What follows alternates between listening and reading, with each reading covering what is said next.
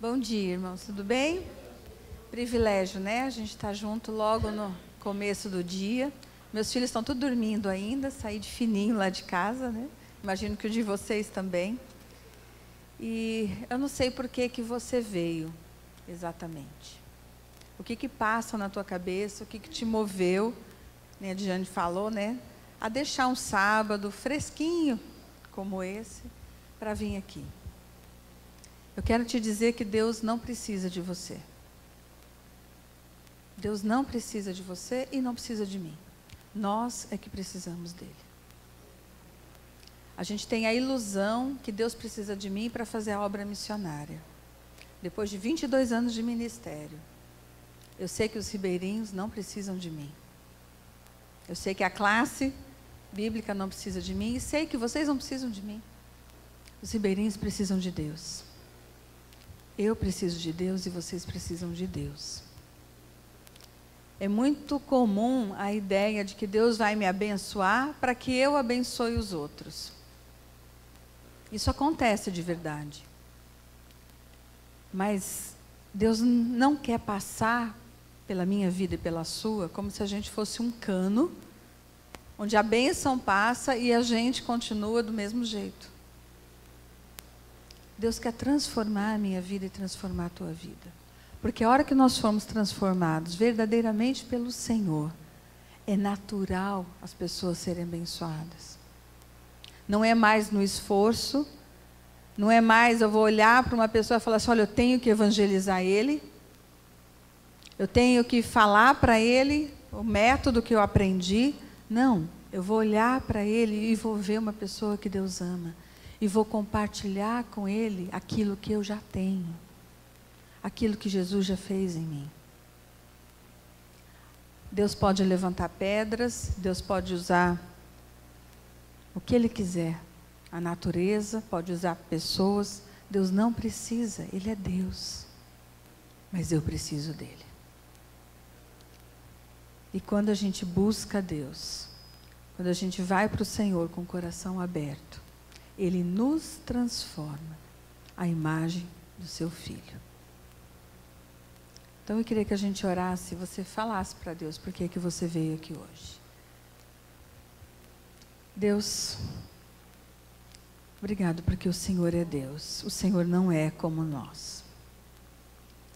Não é o Senhor que precisa de nós, mas nós que precisamos carecidamente, desesperadamente do Senhor.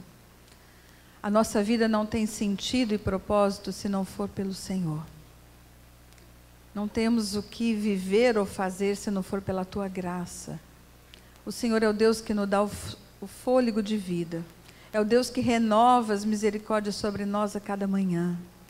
É o Deus que nos conduz pela mão e nos leva, ó Deus, no centro da Tua vontade. Queremos ouvir a Tua voz. Queremos aquietar a nossa mente nesta manhã para ouvir a voz do Senhor. Obrigado porque o Senhor não nos colocou no mundo e nos deixou vagando, mas o Senhor é um Deus que fala. O Senhor fala o meu coração, o Senhor fala o coração dos meus irmãos, então fala com a gente agora, nesta hora. Queremos ouvir o Senhor, queremos aprender do Senhor, não um aprendizado teórico, mas queremos ser transformados pela Tua palavra. É a Tua palavra, Deus, que nos transforma. Queremos viver a palavra do Senhor verdadeiramente. Deus, então, permeia os nossos pensamentos, as nossas emoções, tudo que somos, está diante do Senhor agora. Fala com a gente, em nome de Jesus. Amém. Antes que vocês me mandem embora, eu vou explicar direito, tá? Porque que Deus não precisa da gente. O que vem... Eu posso ficar embaixo, né? Ai, não gosto de ficar lá, não. Vamos ler juntos?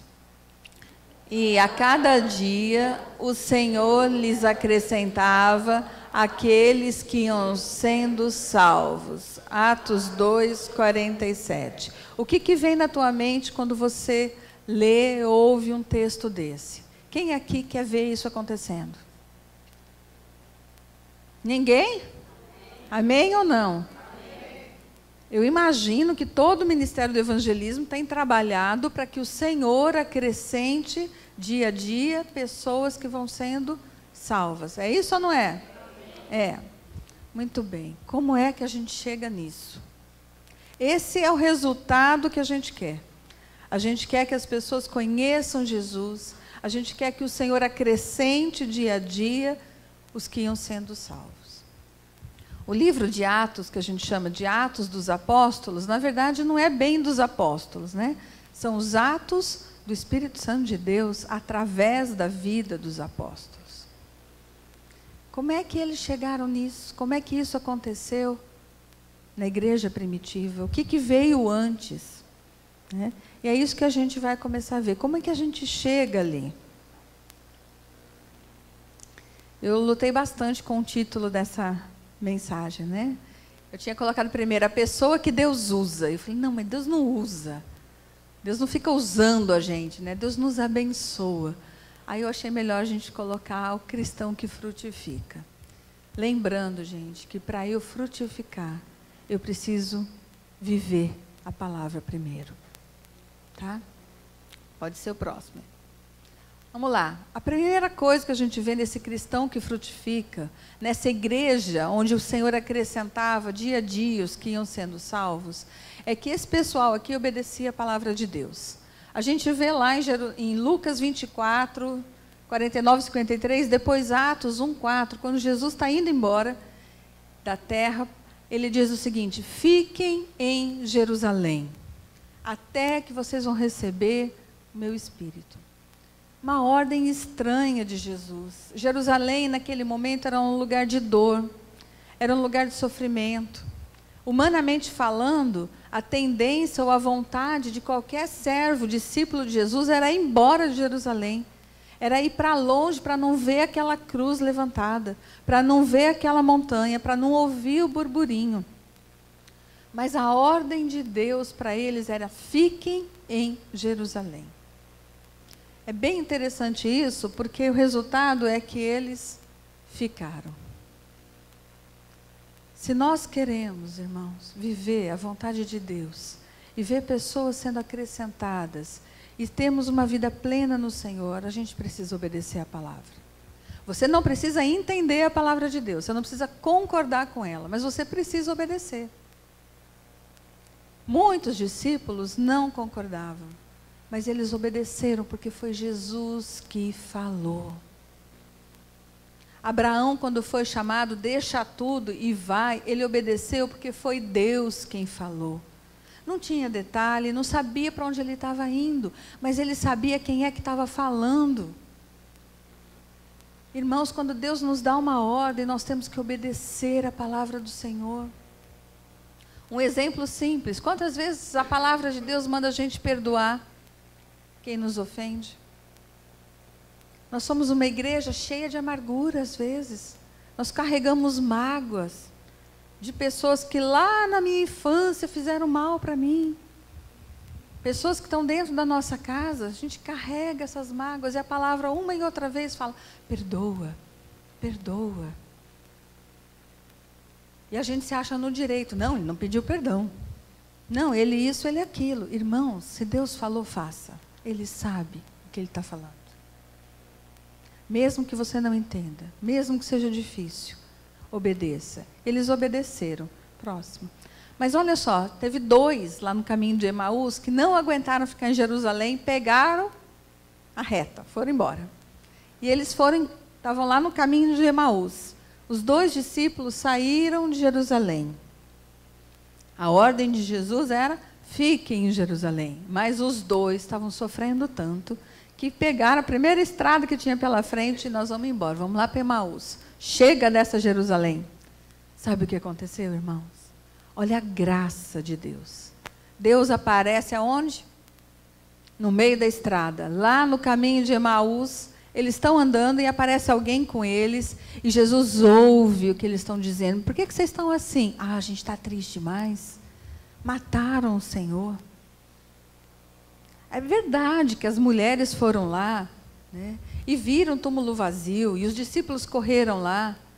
Eles sabiam dos fatos, eles tinham ouvido inclusive da ressurreição, mas eles não estavam conseguindo ligar as coisas.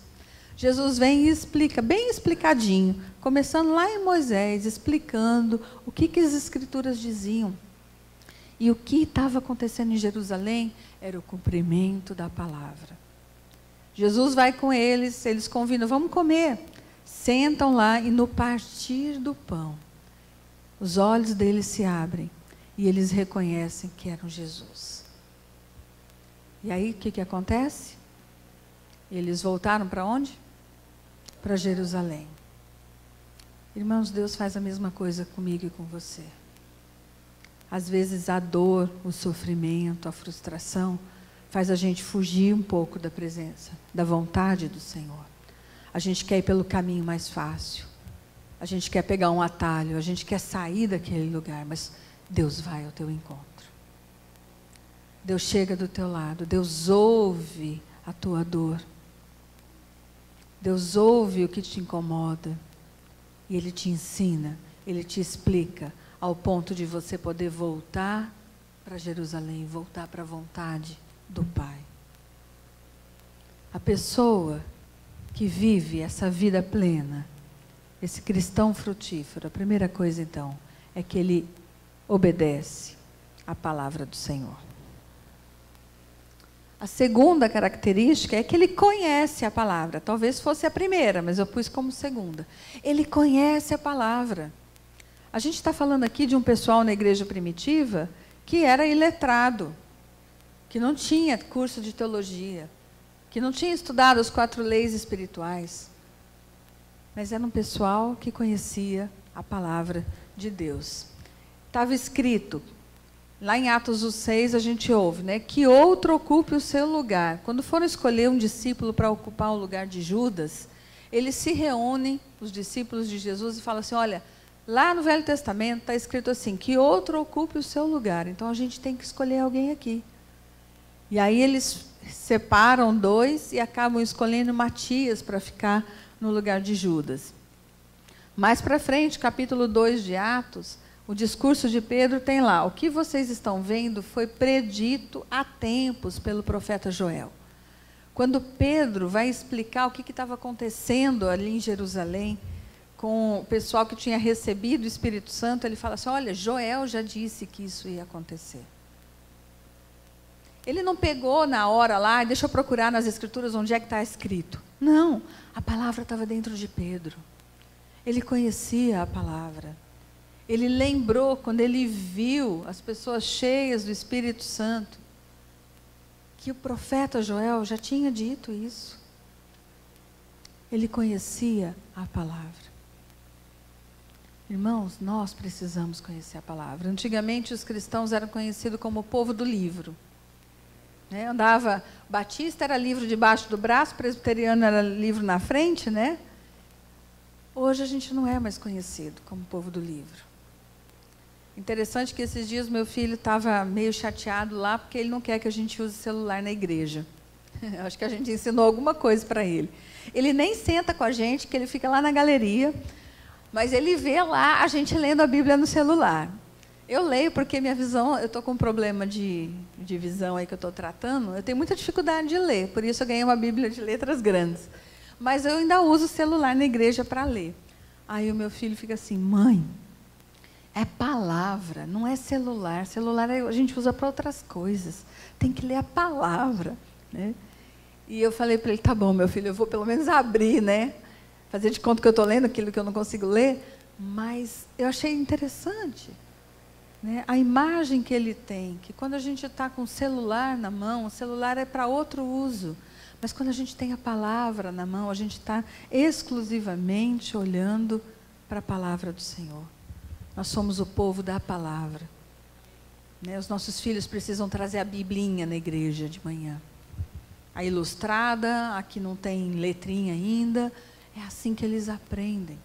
Né? Precisamos conhecer a palavra de Deus. Próximo. Muito bem. A pessoa que frutifica, que vê a ação de Deus, ela também reconhece o tempo e o modo de Deus. Os discípulos estavam inquietos, eles falaram assim, quando Jesus falou do Espírito Santo, né? Ele diz assim, Senhor, será esse o tempo em que restaurará o reino a Israel? Muito bem, gente. Então, a inquietação dos discípulos era assim, é agora. Eles esperavam que Jesus fosse um líder político. Jesus estava indo embora, já tinha ressuscitado. E ele fala, é assim que vai ser restaurado o reino de Israel? E aí a resposta de Jesus para ele, meus irmãos, é algo que eu e você, a gente precisa aprender. Porque nós somos iguais os discípulos. O tempo todo a gente quer entender tempo, o modo. Deus, como é que o Senhor vai fazer? Quando é que o Senhor vai dar a minha bênção? O que vai acontecer aqui? A gente quer ter resposta, a gente quer saber o que vai acontecer ali na frente. Eu, quando era jovem, eu queria um papelzinho com carimbo celestial escrito qual seria a minha profissão, aonde morava meu marido e aonde eu ia morar. Deus, manda uma cartinha celestial. Tinha que vir bem carimbada lá do céu, né? Eu queria saber quem era, medo de Deus não ter ninguém, né? Pelo menos bota o nome aí, Senhor, né? Deus nunca me mandou uma cartinha escrita essas coisas, mas eu queria saber o tempo. Né? O começo do ministério em Asas de Socorro, eu fui missionária solteira 3 anos. E eu ia para comunidades lá no norte de Goiás, com os calungas, lugares isolados, onde as pessoas vivem em vilas, e com 14 anos estão tudo casados. Aí chego eu lá com 20 e poucos anos, e eles falavam assim, mas por que você não casou? Qual que é o teu problema? Tu não parece tão feia, nem tão burra, por que ninguém te quer? Jesus, boa pergunta. Também não sei, né? Eu queria que Deus me falasse, olha, eu tenho alguém, em tal data você vai conhecer, você vai casar. Não, porque Deus reserva, é a resposta que Jesus dá, né? O Pai já determinou o tempo e a ocasião para que isso aconteça, e não cabe a vocês saber. Irmãos, nós precisamos entender que tempo e modo são áreas exclusivas de Deus. A gente gasta muito tempo tentando entender essas coisas e deixando de viver hoje. Hoje Deus acordou, renovou sua misericórdia na sua vida e na minha. Nos deu um dia novinho para que a gente viva para a glória dEle, hoje. Mas a gente já está preocupado com amanhã. A gente quer saber o que vai acontecer no final de semana. Eu estou viajando quarta-feira para um congresso de pastores, com medo até de atrapalhar o que eu estou preparando para lá com o que eu vou falar aqui hoje. E eu estou assim, Deus, ainda falta isso, ainda falta aquilo. E eu tenho que me lembrar todo o tempo. Deus, o tempo que o Senhor me dá é hoje. Não deixe eu viver o amanhã antes. Eu tenho que viver o hoje do Senhor. Esse é o tempo de Deus. Irmãos, você não vai ficar 1 minuto a mais num lugar, ou vai deixar de cumprir alguma coisa 1 segundo. Eu tenho uma amiga que ela quer saber quando é que ela vai embora de Manaus. E ela fica angustiada porque o marido dela não sabe ainda quando vai ser, ela tem os pais doentes fora de Manaus. E eu falava para ela essa semana, irmã, a hora que Deus falar, acabou o seu tempo em Manaus, você não vai ficar 1 dia mais aqui. Mas enquanto você está aqui, vive aqui. Vive o evangelho onde você está. Vive onde você está. Ano passado a minha chefe ligou, o Marco foi para a região de Tefé, foi fazer uma pesquisa, a Asas está mobilizada para encontrar onde estão os não alcançados realmente do Amazonas. E aí foi uma equipe com o César e o Marco aqui da igreja, e foram lá para Tefé, e a minha chefe ligou e falou, e aí, você já está orando para ir para Tefé? Eu falei, eu não. Se Deus me quiser em Tefé, Ele vai dizer. E eu não vou ficar aqui, porque eu quero obedecer a Deus. Quando Ele fala, acabou o teu tempo em Manaus, acabou. Irmãos, os tempos e os modos competem ao Senhor. A gente precisa descansar nisso. Parar de ficar inquieto, que nem os discípulos. É agora, é agora. Deus é Deus. Ele sabe o tempo. A tua vida está na mão de Deus. Ele não se atrasa, mas Ele não se adianta. Enquanto Ele não te leva onde você acha que você deve ir, vive onde você está, da melhor maneira possível. Honre o teu Deus aonde você está e do jeito que você está. Amém? Próximo. Muito bem, a pessoa também que desfruta, né, dessa vida plena e frutífera, ela é cheia do Espírito Santo. Aí é o texto lá que todos ficaram cheios do Espírito Santo. Eles estavam obedecendo a palavra, ficaram em Jerusalém. Por isso eles receberam o Espírito Santo. Interessante que o verso 17 fala que o Espírito Santo veio sobre todo tipo de pessoa, inclusive servos e servas. Irmão, se tem uma coisa que é democrática, é o Espírito Santo. É para todo mundo. É para todo cristão. Deus não fica limitando. Cadê seu diploma de teologia para eu te dar o Espírito Santo? Cadê sua listinha de pecado? A hora que tiver 0, eu te dou o Espírito Santo. Não. Deus derrama abundantemente do seu Espírito sobre todo cristão. Amém? É para todo mundo. A obra é do Senhor e os recursos são dele. E o Espírito Santo é o recurso essencial, primordial. É ele que faz a obra missionária. É ele que transforma a minha vida e a sua. Ele é o recurso que Deus quer. É o recurso que Deus dá, na verdade, não que Deus quer. É o que nós precisamos. Nós precisamos ser cheios do Espírito Santo de Deus. A palavra nos alerta: não entristeçais o Espírito, não apagueis o Espírito. A gente entristece e apaga quando a gente quer fazer as coisas do nosso jeito e não do jeito de Deus. Quando a gente fica ocupado com tempos ou épocas e deixa de viver para a glória de Deus onde a gente está. Quando a gente insiste em brigar com Deus, porque a gente briga com Deus. Deus está falando uma coisa, eu falo assim, não, Senhor, mas vamos fazer assim que fica melhor. Antes do Marco eu tive um namorado por 5 anos. E Deus falava assim, não é ele. E eu falava, é ele, Deus, eu quero é ele. Mas não é, mas é esse que eu quero. E Deus falava, não é, não é. E eu fiquei 5 anos brigando com Deus, sofri até. Hoje esse rapaz nem na igreja está mais. A gente tem que parar de tentar fazer a obra que é de Deus e deixar que o Espírito Santo aquiete o nosso coração e nos transforme. Eles falavam a língua de outros povos, de cada povo presente. Bem interessante, porque eu já ouvi inclusive uma pregação sobre essa falar em línguas, né? Falando que a gente tem que falar em línguas estranhas. Irmãos, não tinha nenhuma língua estranha aqui. As línguas que o Espírito Santo deu para que o povo falasse, eram as línguas dos povos que estavam ali. E se você ler lá em Atos, tem a lista de todos eles. Cada um deles ouviu o Evangelho na sua própria língua. Eu acho isso assim de uma grandiosidade sem tamanho.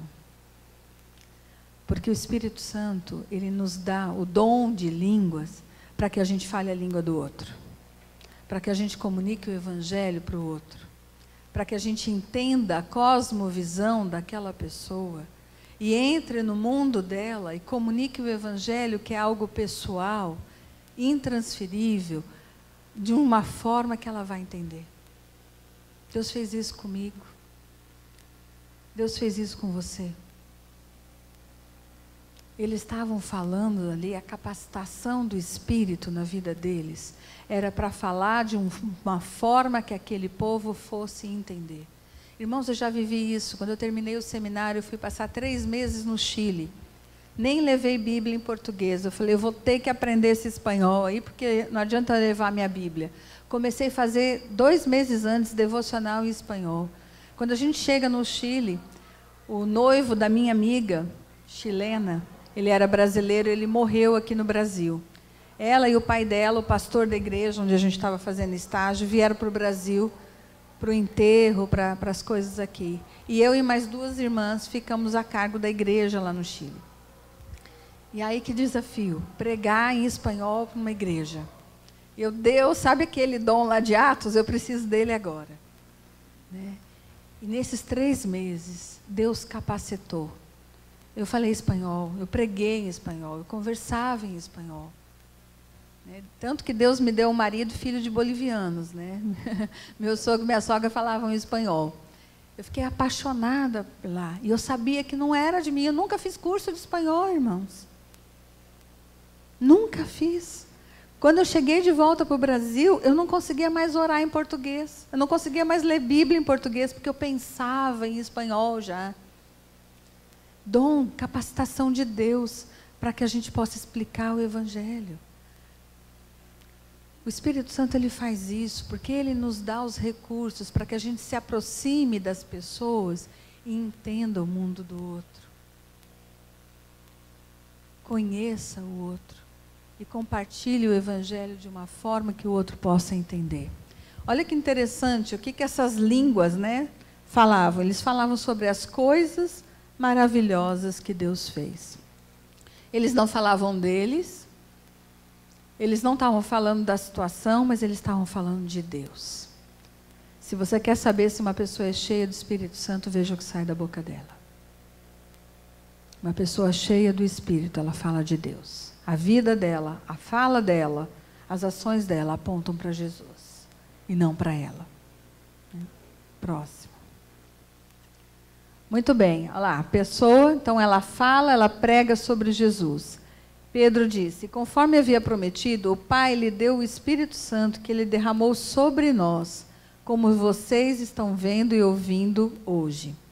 As palavras partiram o coração dos que ouviam.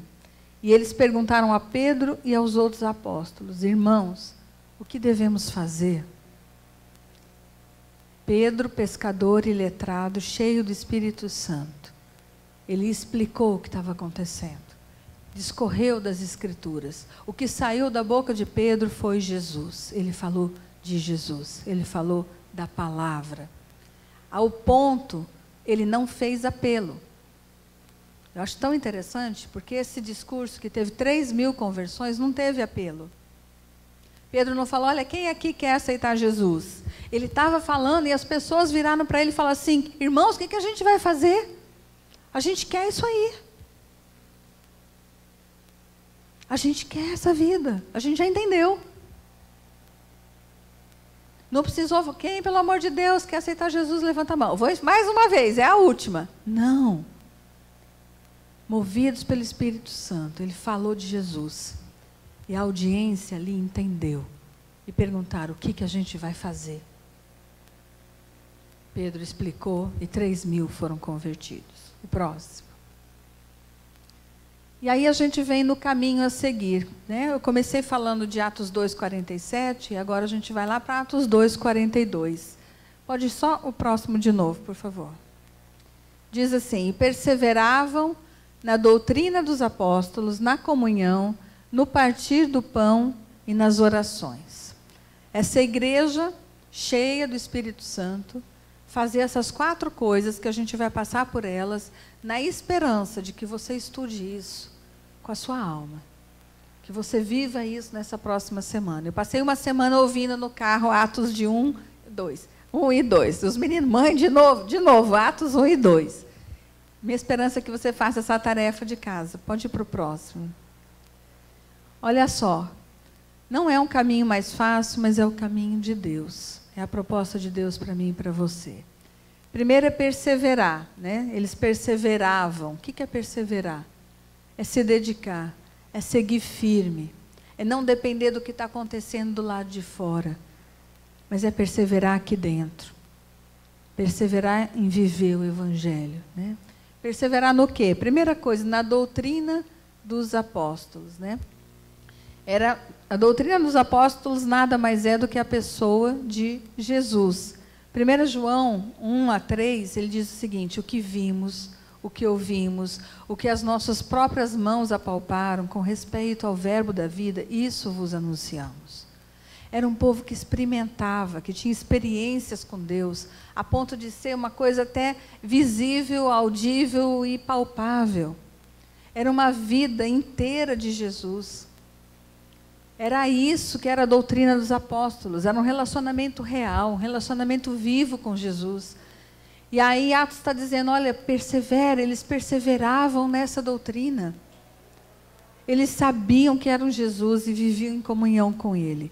Depois, nessa comunhão também, era o relacionamento, ter coisas em comum, o mesmo alvo. A gente viu ali, né, que eles estavam reunidos, eles estavam juntos, eles desfrutavam de comunhão. Irmãos, a gente não tem ideia do quanto Deus preza a comunhão. A igreja pode ter os defeitos, e ela tem muitos defeitos, mas ela é do Senhor. Ela é do Senhor. É quando a gente está junto que Deus se manifesta, que o Senhor nos cura. Quando a gente ora uns pelos outros, O Senhor nos cura, conforme diz Tiago. Nós precisamos da comunhão. Nós precisamos estar junto, compartilhando a nossa vida. Não só para resolver coisas, mas para viver em comunhão. Né? Esse pessoal vivia em comunhão. Próximo, Diana. Depois é no partir do pão. É interessante porque os comentaristas eles falam que não é só as refeições, mas esse partir do pão também fazia uma alusão à ceia do Senhor. Os discípulos eles repetiam bastante a última refeição que eles tiveram com Jesus, onde eles foram orientados a façam isso em memória de mim. Examine a você mesmo e coma do pão. Então, quando eles estavam juntos, eles partiam o pão. Pão é o básico, né? Pão é o Jesus que nós temos que dividir e compartilhar. O Senhor se faz presente quando sentamos juntos e partilhamos o pão. A gente é muito cheio de milindres, né? Ai, eu não posso ir na casa do irmão hoje porque eu não avisei. Né? Eu não posso, tem que marcar data para encontrar. Esse povo aqui se encontrava, vamos comer um pão ali, né? Vamos estar junto. Eles queriam estar junto. Nosso mundo é muito individualista, a gente quer se retirar, né? Mas o movimento do Evangelho é ao contrário, ele nos aproxima, ele nos coloca juntos. Depois também eles perseveravam nas orações, a dependência de Deus, confissão de pecados, entrega, alinhamento, ser acolhido por Deus. Irmãos, oração hoje em dia é um assunto tão delicado. Somos um povo que quer dar ordem para Deus. A gente quer que Deus faça o que a gente acha que deve. Apesar dele deixar a oração do Pai Nosso, a gente não gosta muito de oração decorada, né? Mas não é decorar a oração do Pai Nosso, mas são os princípios que estão ali, né? Você não vê Jesus ensinando, olha, fale para Deus fazer isso ou aquilo, né? Mas se submeta a Deus. Ela começa, né? Pai Nosso, é nosso Pai. É oração comum, é de um grupo, não é só de uma pessoa. Ela me tira da individualidade quando eu aprendo verdadeiramente a orar o Pai Nosso. Santificado seja o teu nome. Deus, o Senhor é Deus. O Senhor é Deus, eu não sou Deus, o Senhor é Deus. Venha o teu reino. As nossas orações é Deus, cumpre o meu reino. Faz o que eu acho que o Senhor deve fazer. Irmãos, nós precisamos aprender a orar. Jesus orou, né? Se possível, passa de mim esse cálice, mas não seja feita a minha vontade, mas a tua. As nossas orações, na maioria das vezes, é Deus, passa de mim esse cálice. Ponto final. Passa de mim esse cálice. Ponto final. Irmãos, nós precisamos aprender a orar pela vontade de Deus. A nos sujeitar ao Senhor. A deixar Ele nos alinhar com o que Ele está fazendo. As nossas orações pelos nossos filhos, às vezes, são só pela escola. Ah, o filho tem uma prova, abençoa na prova hoje. Não estudou nada. E a gente quer que Deus abençoe. Se ele for bem na prova, que ele não estudou nada, ele não vai crescer, irmãos. Ele precisa ir mal naquela prova. Para ele aprender. A gente quer tirar as pessoas do sofrimento, e Deus usa o sofrimento muitas vezes para que a gente cresça. Para que os nossos filhos cresçam. Nós precisamos alinhar o nosso coração, e isso a gente faz em oração. Deus, o que é que o Senhor está fazendo na Igreja Batista União? Eu quero estar lá. Eu quero estar junto. O que o Senhor está ensinando? Nós estamos falando de maturidade cristã. Deus, qual é o meu grau de maturidade? Eu sou um bebê que precisa de leite, ou eu já estou podendo ter alimento sólido? O que o Senhor está fazendo no nosso meio, Deus? Me ajuda a estar no meio disso. Qual é a tua vontade para a nossa igreja? Qual é a tua vontade para o evangelismo? Gostei demais da palavra do Alberto. Mais do que ir lá pregar, né? A gente precisa disso, isso é essencial. A gente precisa aprender junto, a gente precisa crescer junto. Porque aí, que nem em Atos, né? A igreja era simpática. As pessoas em volta olhavam para aquela igreja e falavam: olha que povo feliz. Eles se encontram sempre, eles estão juntos. Tinha problemas? Lógico que tinha, eles estavam sendo perseguidos. Nero estava matando cristão. Eles iam para a arena. Tinha problema entre os discípulos? Tinha. Se você seguir na leitura, você vai viver lá, Ananias e Safira. Todo mundo vendia o que tinha, distribuía e dava aos pobres. Eles foram lá e quiseram guardar um pedacinho e ficar com a cara de santo. Olha, eu estou dando esse tanto. Olha como eu sou bom. E eles morrem fulminados aos pés de Pedro. Porque mentiram ao Espírito Santo. Estavam brincando com Deus. Eu não sei se Deus ainda já usasse a mesma forma, né? A gente cai duro quando a gente faz coisas que nem Ananias e Safira. Quando a gente quer parecer bonitinho do lado de fora, né? Olha, eu sou um bom crente. Cuidado, a gente tem que tomar muito cuidado, muito temor do Senhor, a obra é dele. Nós precisamos estar alinhados com Deus, perseverando na doutrina dos apóstolos, na comunhão, no partir do pão e nas orações. Sempre louvando a Deus e desfrutando a simpatia do povo. Uma igreja se torna simpática quando ela obedece a palavra, conhece a palavra, entende que Deus é o Senhor do tempo e do modo, ela é cheia do Espírito Santo e ela persevera unânime. Acho que acabou, deixa eu ver se tem mais um. Porque dele, por ele e para ele são todas as coisas. A ele é a glória para todos sempre. Amém. Irmãos, ele é o foco, não é você. Não sou eu.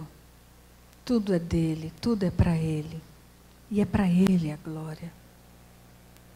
Que o Senhor nos abençoe. Vamos orar? Deus, o nosso coração fica quebrado quando a gente vê que o Senhor acrescentava dia a dia os que iam sendo salvos. Quando a gente olha para a vida da igreja primitiva, a gente se envergonha, Pai.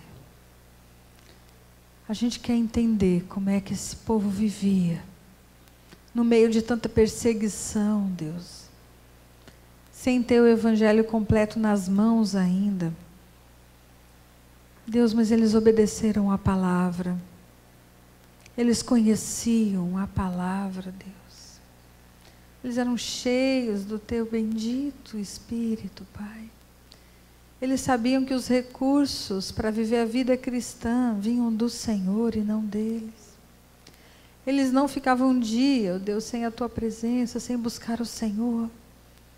O tempo todo a vida deles era voltada para o Senhor, porque eles foram comprados pelo teu sangue. Eles eram discípulos verdadeiros do Senhor, não apenas dando uma parte da vida para o Senhor, mas a vida toda deles era tua. Deus, nós queremos aprender com essa igreja. Dá-nos um coração obediente. Livra-nos de tentar entender, ó Deus, aquilo que o Senhor faz, entender a tua palavra. Pai, dá-nos fé para crer que aquilo que o Senhor falou, Deus, nós devemos simplesmente obedecer. Porque o Senhor sabe o que fala, o Senhor sabe o que faz. Deus, aquieta o nosso coração. Quando a gente fica inquieto, querendo entender tempo e época e forma de agir. Oh Deus, basta-nos saber que os tempos competem ao Senhor. E o Senhor não erra, o Senhor não se atrasa, não se adianta. O Senhor já tem os tempos determinados. Aquieta a nossa alma nesse sentido, Pai. Deus, não deixa que a gente entristeça o teu Espírito, nem apague o Espírito Santo do Senhor. Perdoa os nossos pecados, Deus. Perdoa o nosso egoísmo. Quando a gente está no trono da nossa vida, achando que entende do Senhor, entende do teu reino, tem misericórdia de nós, Pai. Mas que a gente possa, ó Deus, não nos embriagar com vinho, onde há dissolução, mas encher-nos do Espírito, falando entre nós com salmos e hinos e cânticos espirituais, dando graça sempre e por tudo a nosso Deus e Pai. Oh Deus, dá-nos do Teu Espírito, do Teu bendito Espírito, Pai. Senhor, aqui estamos como povo do Senhor. Ensina-nos a perseverar na doutrina, na comunhão, no partir do pão. Deus, e nas orações. Não sabemos orar. Que o Teu Santo Espírito interceda por nós, com gemidos inexprimíveis, e nos ensine a orar as orações que alinham o nosso coração com o Senhor, onde a gente se sujeita à Tua vontade e não decreta a nossa. Deus, quem somos nós para dar ordem ao Senhor? Tenha misericórdia de nós. Nos ensina. Nós Te adoramos pela Tua palavra que é viva, que ela penetre o mais profundo do nosso coração e nos transforme em discípulos verdadeiros. Ao Senhor toda a honra, toda a glória, em nome de Jesus. Amém.